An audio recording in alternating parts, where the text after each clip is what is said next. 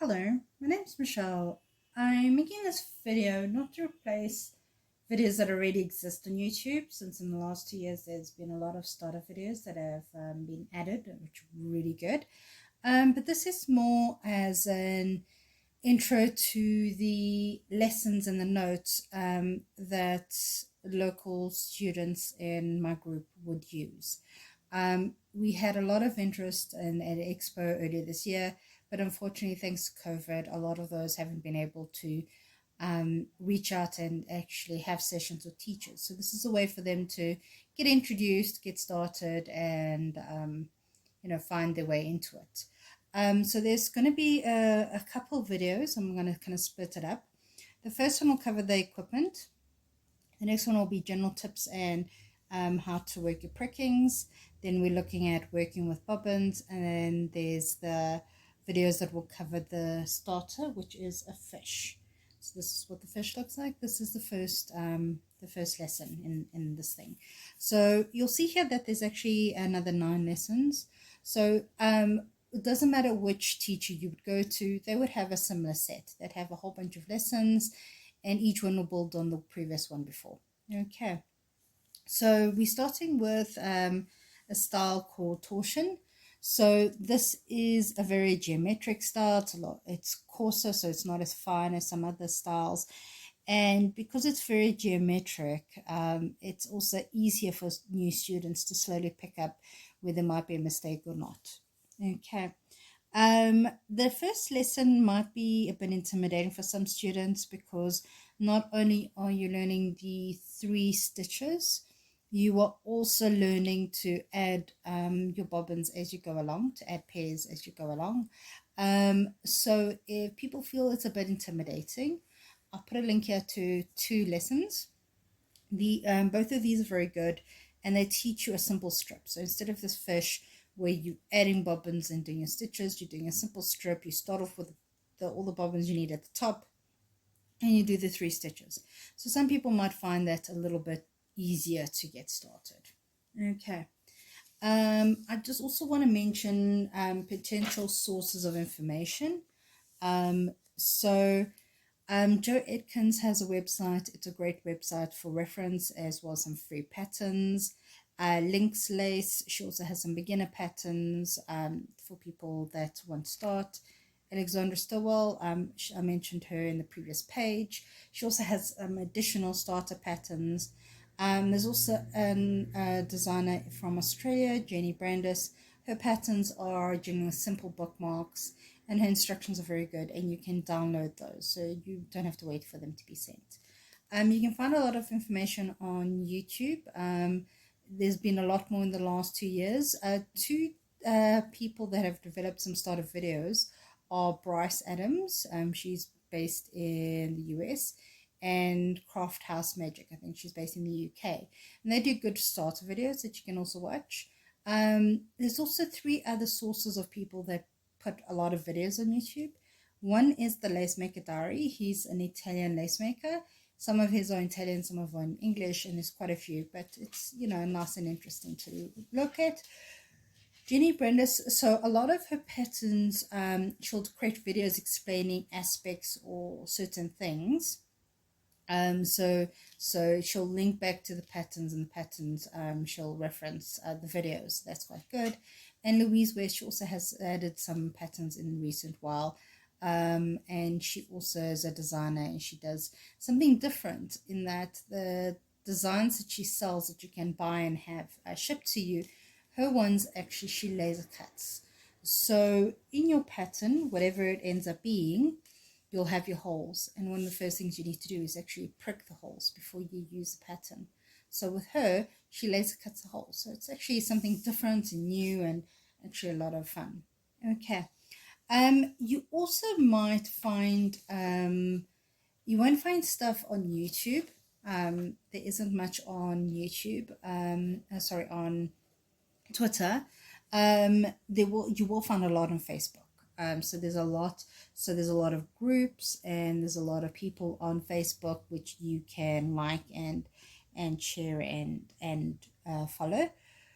There is a specific group which is for bobbin lace beginners, and that's great so that if you get stuck, you can share and then people can help you. Okay, you will find a lot on Pinterest. The only challenge is, unlike other crafts where you've got the design and that's all you need, you know, and it's very black and white. Bobbin lace isn't like that. Even if you've got the pricking, some of the stuff you find on Pinterest, you know, obviously is shared without the authority of the designer and things like that. But also some of them you'll only just have the pattern. You won't have a explanation of what thread you need, how many bobbins you need. So it's not easy as a beginner. So, you know, I'll get some of the sources I mentioned, they've got free patterns. I'd stick to a designer that has instructions and that you can follow. Okay, great. You will find on things like Amazon and other online retailers books on Bobbin lace. Some of them are actually PDFs you can download, but the majority are actually books, but you will find some there. So that's another way you can find free patterns. Okay, moving on to what equipment you need. So the first thing you need is a pillow. Okay, so this one's one of the starter ones I use, and I've been using it for years, and it's actually put up with a lot of abuse, and it's actually still in a decent condition. So some designers, some people make their own pillows and they use corkboard. I know that Bryce Adams, she does a video explaining how to make a pillow out of corkboard. Some use straw. So you have a bottom piece, you sew the cloth around the edges, and then you stuff it with straw and bash it until it's nice and dense. That's a lot of work. The easiest thing to do is just to find polystyrene foam. So not the white stuff that crumbles. You're looking for the self-healing dense polystyrene. That's what you're looking for. So those make great pillows because your pins will actually go in and they'll hold, and it self-heals. So eventually, like here, you will feel dents and divots and all that where you've put a lot of pins in over the years, but they actually still handle a lot of abuse. Okay, so now if you can't find it, the other way of working is you can get yoga mats that you can cut circles in, pile them one on top of the other, cover it, put a cardboard or wood piece on the bottom to just stiffen it all, and it works. It will hold your pillows and be great. So if you don't want to spend money and actually buy a pillow. Most of the pillows you find, the most common one is a cookie shape. So that's like this one, it's round, circular. Some of them are domed, so they slant a bit at the edge, some don't. And that's the most common one. It's the most versatile. There's certain things you can't do on it, but for a starter, that's actually quite great. Okay. The next thing you need is bobbins. Okay. So now, if you don't have bobbins, okay. So these are all ones that you could buy, and these are obviously all commercial styles and things like that. If you don't have, you can make. So you can use pencils, you can use wooden chopsticks that you kind of cut in half. You can go to the hardware store, get dowel sticks, and then just chop them up, and that works. And that will be, those are all, you know, clothes pegs also works. Those can be all temp things if you want to just try it out and use it. My only suggestion is, you see all of these have a head. Okay, so that keeps the lace from slipping off. Okay, so the only problem with those things that you make, if they don't have a head, you might find that your lace thread keeps slipping off. So all you do is you just put a couple layers of tape around the head, and that'll make a kind of section that'll just keep the thread from slipping off. So that's my only suggestion. Okay, so these ones here are different continental styles. So this one is German Austrian, it's got a hood and all that. See, these are some of the others, and you can see they're made from different woods, and they're quite chunky generally, and quite simple. You got these are English, these are Midlands, so they're very slim, as you can see. So you add beads at the bottom, and these are spangles, and the spangles actually give it the weight, and they also help you because that's what you help grab the bobbin with. Okay, you can get plastic ones, you can get general plain wood ones, you can get ones that are painted, and you can find some exquisitely painted bobbins out there. You can find ones that are carved or engraved, and you can find special ones like this one here. Is called a mother and child, so it's a bobbin within a bobbin. Okay, so those are your bobbins. Okay, moving on. The next thing is pins. Okay, so while some lace styles need special pins, when you're starting out in torsion, your normal haberdashery pins, your dressmaking pins, you can find in a haberdashery. These are perfectly fine. You can find these ones. These ones are the ones that have either a plastic or glass head. These also work. The only issue is if you get when you get to more advanced patterns that might be very busy, and you have so many pins next to each other, that might be a bit of pain. But that's fine. When you're starting out, either of these are good. Okay. Next thing, thread. Okay, so when we did this one, the first things first, you have to use natural threads. You can't use artificial threads. They don't hold the shape. The minute the pin's out, it scrunches up. Okay, so you're looking at cotton, linen, silk. So obviously linen and silk are very fine. They're definitely not starter threads, and also they're very soft. So if you yank a little too hard, they sometimes snap. So cotton is what you're looking for. Okay, so most of the ones of the people that the lace makers that I know, we use a lot of the DMC threads because the quality is good and you can find it relatively easily. So most of our patterns for our starter lessons, we use the DMC coordinate balls. So this one is a size 20 ball. So I actually try and keep the threads I'm working with in a simple bag like this. Other than keeping it safe, it also is that these labels generally come off after a while, after you've wound a bit off. And then with this one, it's not an issue, it's white. But if you're using colored threads, you lose track of which threads belong to what.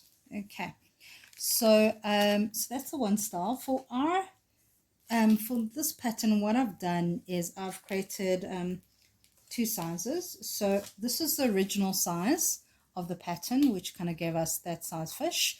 I've upsized it a bit because this is thicker thread. This is a DMC pull 8, and we're going to try it in that one because these are generally a little bit easier for people to find than those ones. Also, worst case, if you can't find these, the DMC embroidery threads, those 6 strands, they come in beautiful colors, and you can just split 2 strands out of the 6 and you can use that in its place, and that should roughly work. Okay, great. So that covers our threads. The next thing is cover cloths. So you'll see that this pattern is blue. So generally a lot of the pillows and cover cloths, you'll see blue because it's a soothing color on the eye. So a lot of them you'll see they use a blue one, so like this one. Okay, just move the threads out the way. So that kind of works. Okay, so that can be kind of what you can work, or you can also use pretty much anything you want. So this might not be very soothing, but I like my Dalek one. Here's another one I have. I like using these cover cloths. Okay, so the first cover cloth you have, you use to put over your pattern. Okay, so generally you'll have your pattern pinned down and these threads can catch. So by using the cover cloth over it, it stops the thread catching. Okay, so you can have your bobbins, and also in principle they will roll around a little bit less on the cover cloth. Okay, so some people use 4 of them, so they use one on the bottom, sides and top, but that's not really necessary. You just need one. For some patterns where you are kind of coming back around, so let me just find, sorry, give me a second, just want to find an image of that one. Let me do the simple one. So this image here, so this is actually the second lesson. So you start it and you come back around and then join the threads together. So that's what happens over there. When you're coming back around, okay, and you're trying to move us, so this one's not so much, but with any of these kind of styles, you might have to start working in an area and you've got pins all over the place elsewhere. So having your cover cloth over the area you're not working just makes it a little bit easier. Okay, so you can just focus on the area you need to be on. So for example, this one as well is like that. So you started here, you go all the way back around, and then, you know, if you kind of, you know, working in an area, you kind of just have a cover cloth over it. It kind of keeps the pins and everything out of the way. It also keeps that area you're not working on clean, and that kind of a thing. There's also another reason. So let's say you've got your pattern there. You know what, actually, let me grab one of my other one, my working pillow, so it just makes it easier.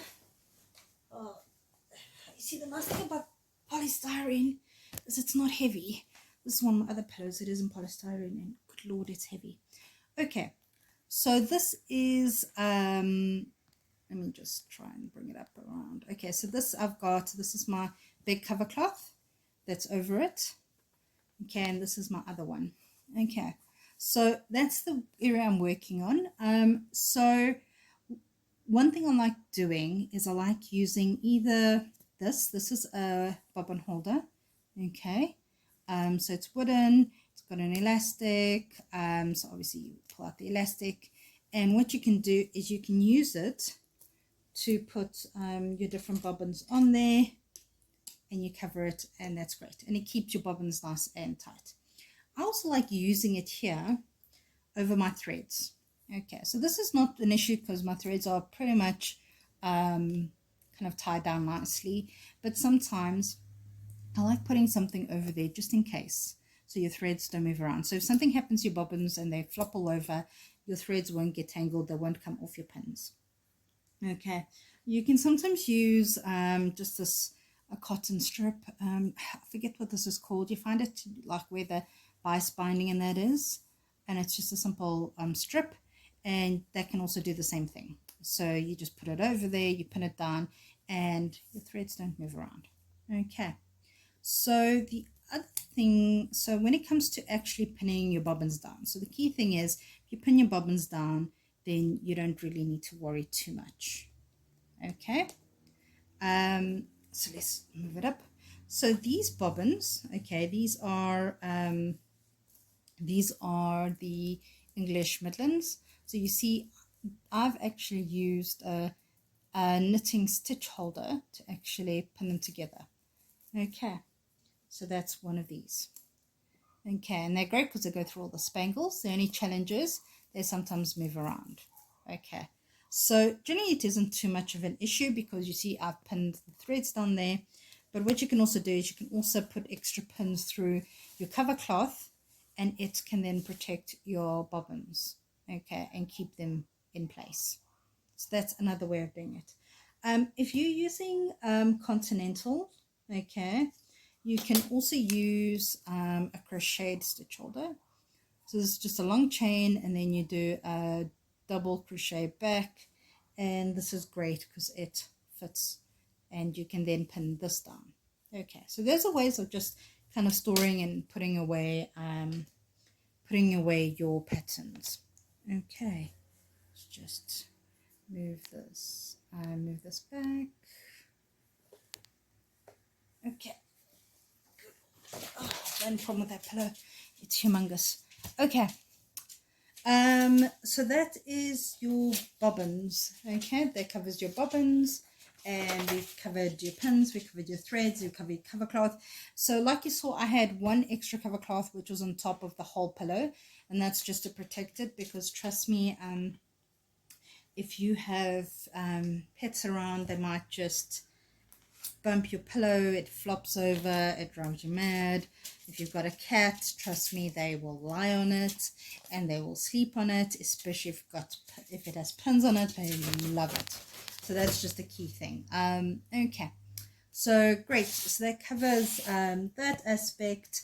I'm actually going to put it on pause, and what I'm going to do is I'm going to do the pricking and the general tips in the next video. Okay.